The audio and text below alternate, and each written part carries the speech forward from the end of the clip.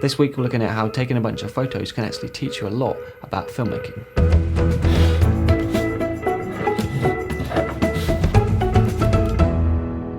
Hello, my name is Cade and this is DSLRguide. So anyone who follows me on Instagram will know that recently I've been getting into casual photography, taking a photo every day as a way to practice my cinematography.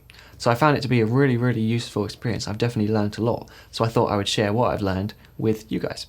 So the first thing it's taught me is how to really look. I definitely think that I notice more about my surroundings now that I'm often on the lookout for a nice shot. I think this will definitely help when I'm scouting for locations, because I'm getting a constant practice of guessing what a location will look like on camera. So this is things like how busy the background is and what the light is doing at different times of the day. So not only will it help my filmmaking because I'm building up a catalogue of locations, but also because I'm getting practice at making the best of a location. So I think it's going to be things like having the foresight to say, well, I think this location would look better from this angle, or maybe we should come back in the morning because I think the light will be a lot better at that time. When you have this much practice, it does generally help with making the best of locations and finding new locations. Now you can do photography in controlled conditions just like filmmaking, where you've got a very detailed plan and you've got full control over the light and the set design and, hiring actors and models. But I think there's also something very worthwhile in just working with what you've got. So the kind of photography that I do is the complete opposite of controlled conditions. I'm shooting in natural light and absolutely nothing is set up about the shots. I think this is actually really good because you're learning to work with what you have. Rather than just being able to point a massive softbox at something, you're learning to work with the locations and you're also getting an eye for looking out for things that happen naturally rather than always rushing to set things up. And for me, the best thing about casual photography is that it only takes 10 minutes a day or an hour a week. I don't have to get a script together, I don't have to try and get loads of actors and loads of people involved. It's very simple, which means that I can do it every single day and get that continuous practice of the visual side of filmmaking. Now it goes without saying that photography can't teach you everything you need to know about filmmaking because you've got no sound, you've got no movement, and of course you're not interpreting any scripts or working with actors.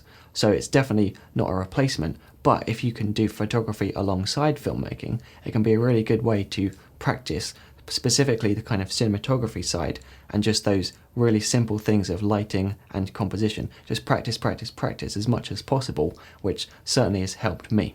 But in a way, those limits are actually one of the best things about photography because you have to learn to compress all of your ideas into a single frame. You don't have any sound, you don't have any way of getting any backstory across. It's all about what's in the frame, whether it's people, how they're posed, what their face expressions are like, and where they are. And I definitely think that there are some really iconic photos that do tell a story, even though it's just a single frame. The ones that spring to mind for me are those social issues ad campaigns that are often really powerful and make you think in a different way, and I'll definitely put a link to some of those on the blog post.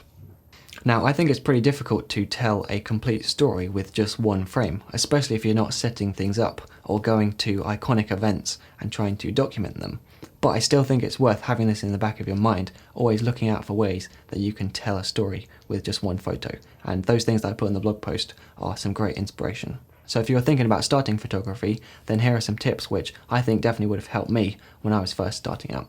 So I think one of the first things to do is to find some photographers that inspire you. So I've put on the blog post the list of people who I follow on Instagram who I think take brilliant photos, but the important thing is to think for yourself which photos you like and then thinking about what is it about those photos that makes them strong.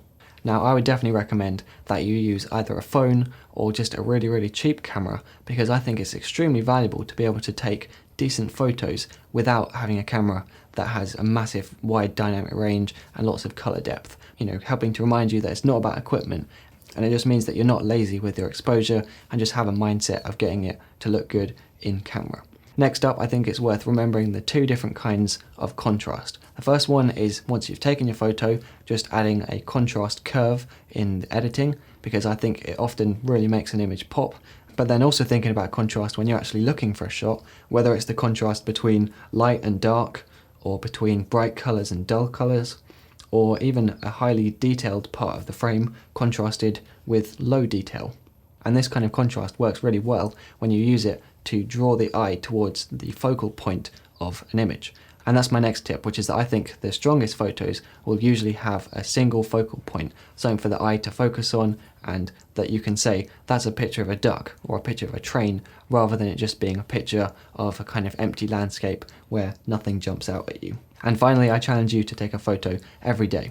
I've definitely seen a big improvement from where I was at the beginning to where I am now, 100 photos later, and I think it's taught me mostly to look around more. So rather than just taking loads of photos and then going back and seeing which are the best ones, which does work for some people, I now spend more time looking around, and I'll keep looking around until I see something that looks promising, and only then will I take my phone out to take the shot. So I think that is something that we can really transfer in terms of filmmaking, whether it is coming up with ideas or even framing up a shot in filmmaking. So I definitely think it's something worth doing. That's pretty much it for this week. As usual, I'll put some more information on the blog post with those Instagram profiles of photographers who inspire me, as well as the photos that tell a powerful story. I'll also annotate some of my own photos, looking at what works and what didn't work. But that's pretty much it for this week. I'll see you next time.